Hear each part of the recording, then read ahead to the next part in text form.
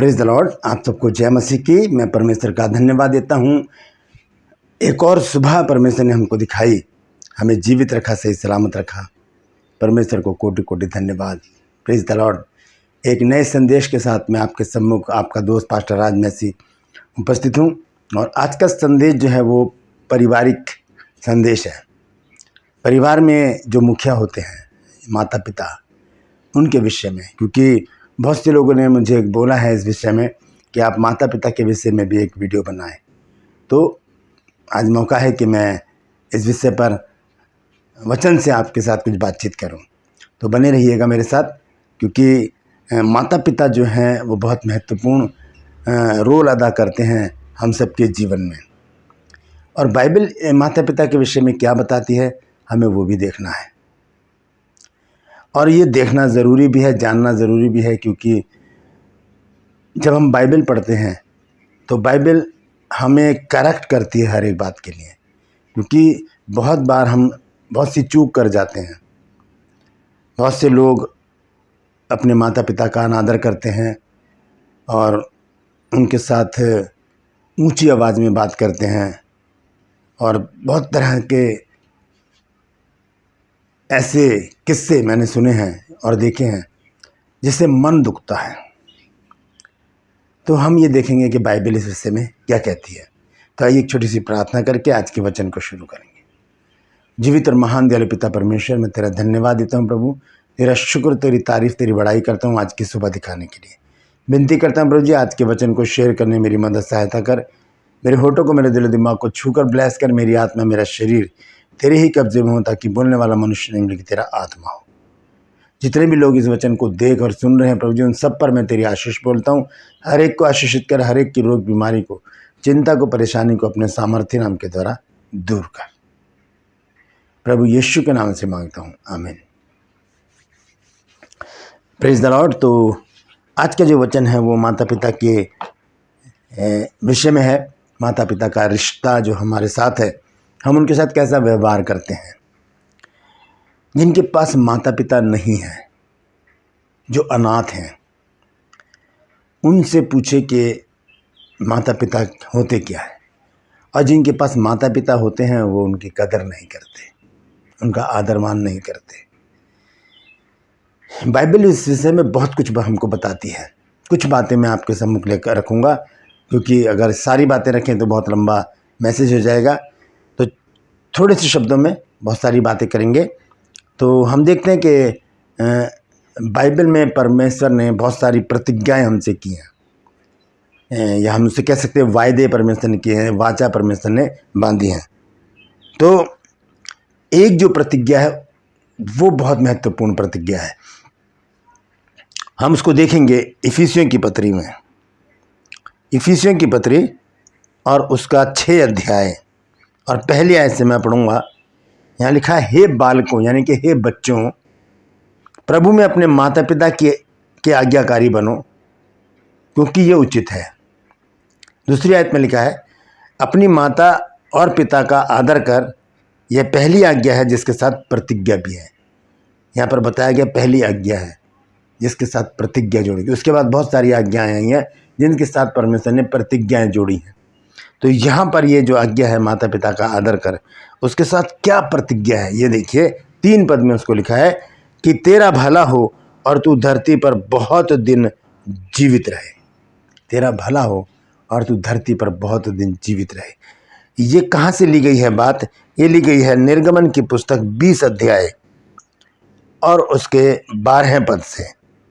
यहाँ इस प्रकार से लिखा है, तू अपने पिता और अपनी माता का आदर करना, जिससे जो देश तेरा परमेश्वर यहोवा तुझे देता है उसमें तू बहुत दिन तक रहने पाए, उसमें बहुत दिन तक रहने पाए।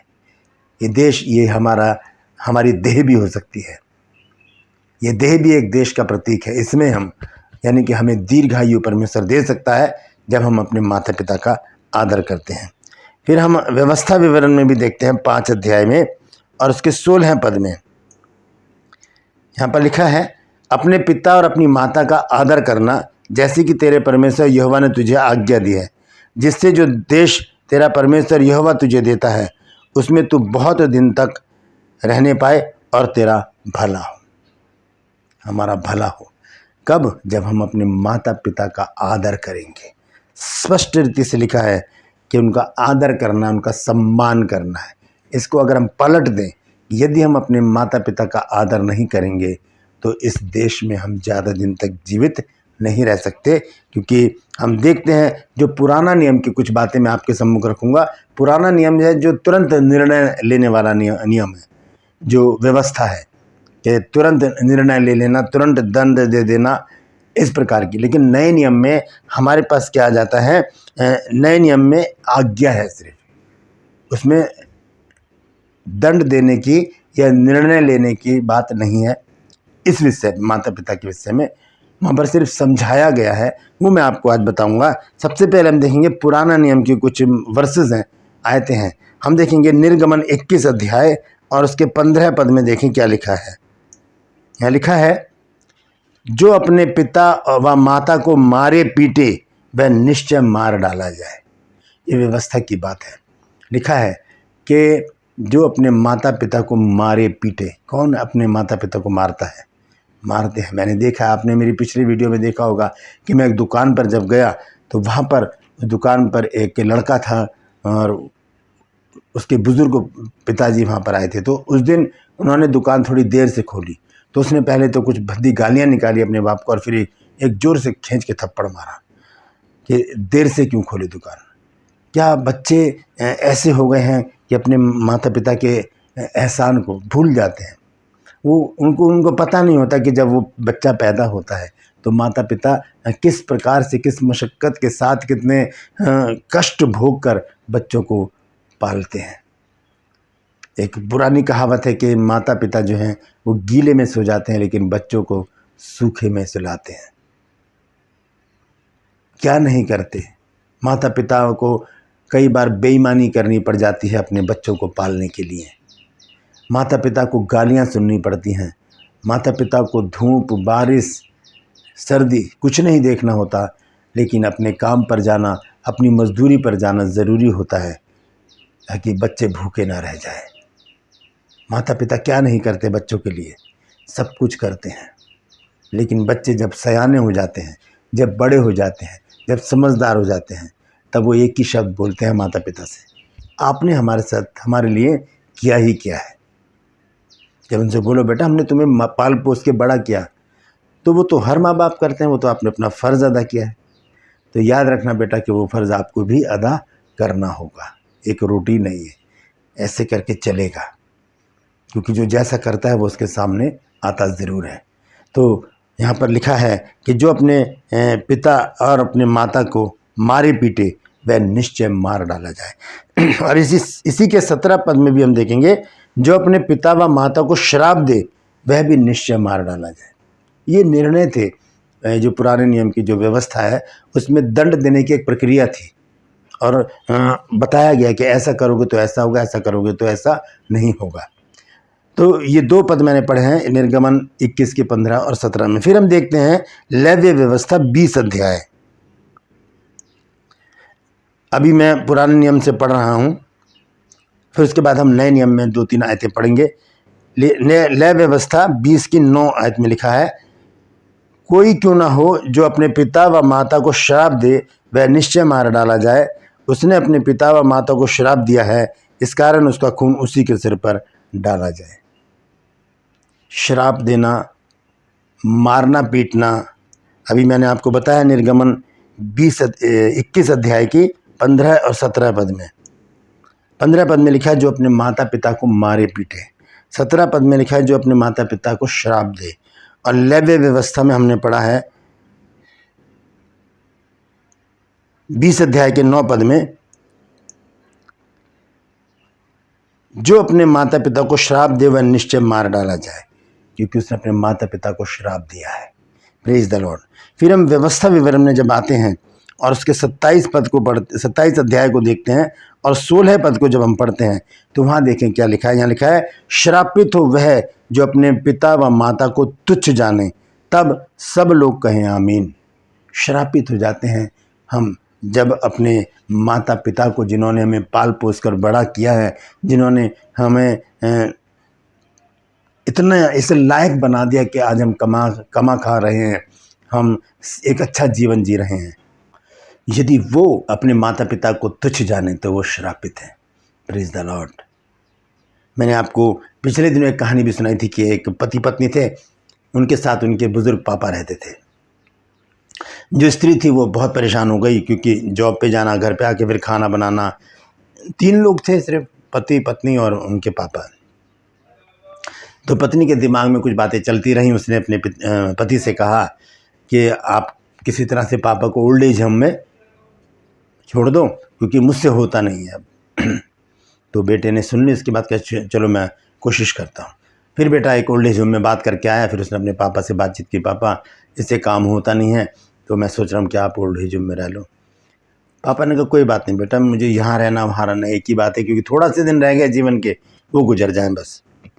अपने पिता को लेकर ओल्ड एज होम में गया छुट्टी के दिन, और गाड़ी में सामान रखा अपने पिता का, और ऑफिस में गया, अपने पिता को छोड़ा वहाँ पर, और पापा से बोला पापा आप यहाँ बैठो, आप इनसे बात करो, क्योंकि ऑनर जो थे वो अपनी सीट पर बैठे थे।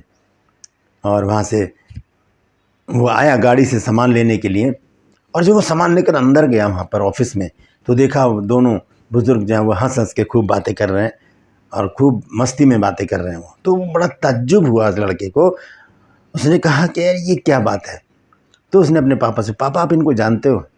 तो पापा की जगह वो ऑनर बोले, हाँ बेटा हम तो बहुत पुराने जानकार हैं, आज से 25 साल पहले इनके पास कोई भी औलाद नहीं थी, तब यहाँ पर आए थे ये, और हमारे आराधनालय से एक बेटा गोद लेकर गए थे, वो तू ही है।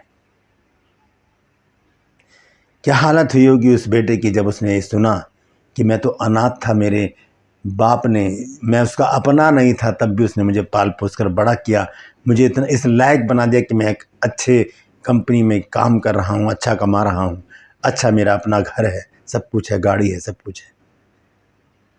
तो ऐसी बातें हमारे जीवन में एक हलचल, एक भूचाल लेकर आ जाती हैं।